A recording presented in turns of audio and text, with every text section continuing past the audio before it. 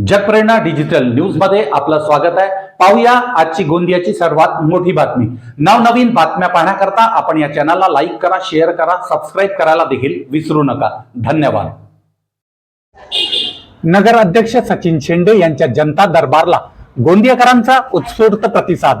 गोंदिया नगर परिषद निवडणुकीत दिलेल्या वचनांची पूर्तता करत नगराध्यक्ष सचिन शेंडे यांनी आज 16 मार्च रोजी नगर परिषद हॉलमध्ये भव्य जनता दरबार भरवला। दुपारी 12 वाजता सुरू झालेल्या या दरबारात शहरवासियांच्या तक्रारीचे विभाग प्रमुखांच्या उपस्थितीत प्रत्यक्ष निराकरण करण्यात आले। स्वच्छता, वाढत्या आजाराचे सावट आणि मुकाट कुत्र्यांचा हैदोस असे गंभीर प्रश्न नागरिकांनी उपस्थित केले। सचिन शेंडे यांनी संबंधित अधिकाऱ्यांना कामाची निश्चित कालमर्यादा आखून देत जनतेचे प्रश्न तत्काळ सोडवण्याचे कडक निर्देश दिले। मार्च महिन्यात कर वसुली सोबतच अतिक्रमण निर्मूलनावरही त्यांनी विशेष भर दिला। गोंदियाच्या इतिहासात पहिल्यांदाच अशा प्रकारे पारदर्शक पद्धतीने समस्या सुटत असल्याने नागरिकांनी समाधान व्यक्त करत नगराध्यक्षांचे आभार मानले। हॉलमध्ये झालेली प्रचंड गर्दी आणि तक्रारींचा झालेला निपटारा पाहता हे लोकशाहीचे एक यशस्वी पाऊल ठरत आहे। जनता दरबार घेण्याचा हा माझा दुसरा वेळ आहे। गोंदिया नगर परिषदेची 2025ची ते अध्यक्षांची निवडणूक आणि नगर परिषदची निवडणूक यामध्ये जनता दरबार प्रत्येक महिन्याच्या प्रत्येक सोमवारला घेणे हे आमच्या पक्षाचं ठरलं होतं। त्याप्रमाणे फेब्रुवारी महिन्यामध्ये मी पहिला जनता दरबार 2 तारखेला आणि मार्च महिन्यामध्ये आज 16 मार्चला मी दुसरा जनता दरबार आज इथं गोंदियाच्या सभागृहात घेतलेला। आपण जनता दरबार घेता ही खूप चांगली गोष्ट आहे आणि डायरेक्ट जनतेचे थेट प्रश्न आपल्याकडे येतात आहे। मागच्या महिन्यात जो जनता दरबार झाला त्याच्यातले काही प्रकरण मार्गी लागले आहेत का? मागच्या जनसंवाद जनता दरबारमध्ये माझ्याकडे एकूण 54 तक्रार आलेले होते। त्यामध्ये 31 तक्रारे मी पूर्ण केलेली आहे आणि उरले जे तक्रार आहेत त्यामध्ये काही कोर्टाचे माननीय न्यायालयाचे काही विषय आहेत आणि काही असे विषय आहेत की दोन्हीकडून तक्रार झालेली आहे।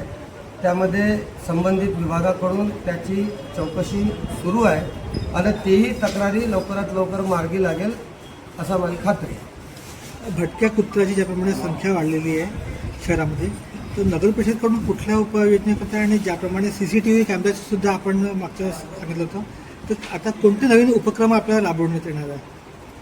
भटक्या कुत्र्यांसाठी नगर परिषद गोंदियानी एक निविदा काढलेली आहे। त्या निविदात आमच्याकडे काही निविदाधारक त्याच्यामध्ये आमच्याकडे आलेले आहेत।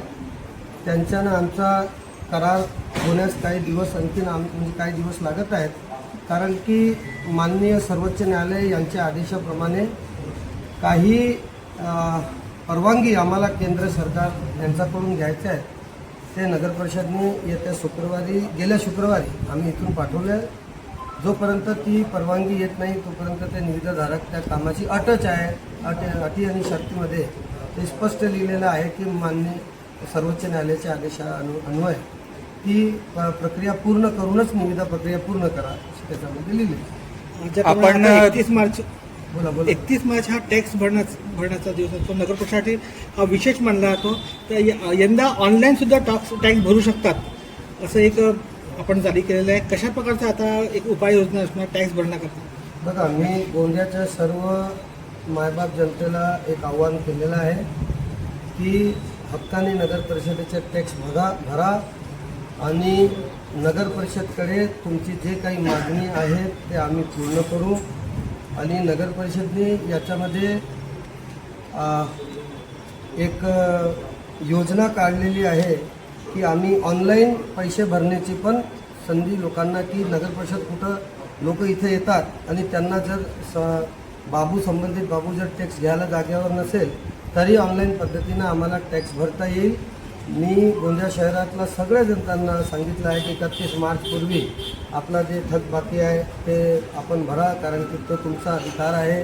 आणि नगर परिषदकडे तुम्ही ज्या विश्वासाने येतात आणि नगर परिषद गोंदिया जे काम करत आहेत त्या विश्वासाने नगर परिषद गोंदिया काम करते। एक शेवटचा प्रश्न असा आहे की लोक घर बांधतात, घर बांधायलाच पाहिजे, पण घर बांधताना मटेरियल सगळं ते लोक रस्त्यावर ठेवतात।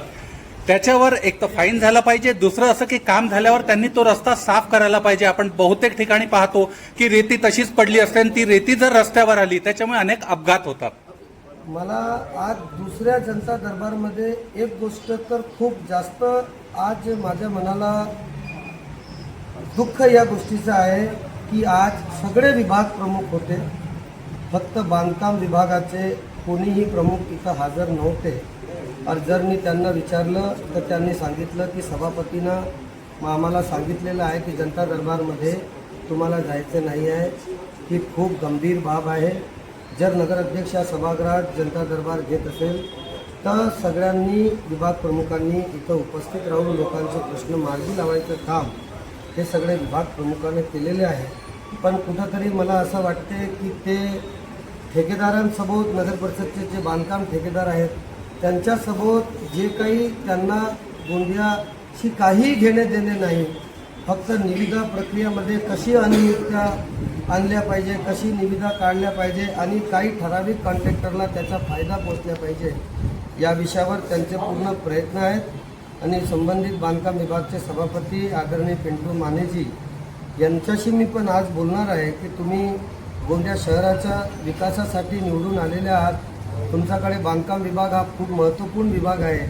तर काही कॉन्ट्रॅक्टरला जर तुम्हाला फायदा पोहोचायचा असेल तर ते तुम्ही स्पष्टपणे त्यांचं नाव जाहीर करा.